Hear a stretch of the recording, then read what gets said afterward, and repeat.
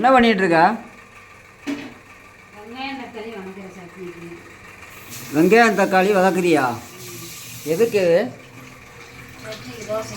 ஆ, சத்தமாக சொல்லு. வாயில் என்ன கொழுக்கட்டை வச்சிருக்கு? ஆ, தோசையா?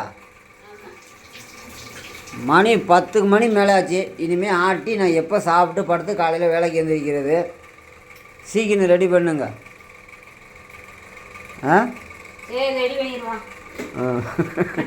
சிரிக்காத, சிரிக்காமல் சீக்கிரம் ரெடி பண்ணுங்க.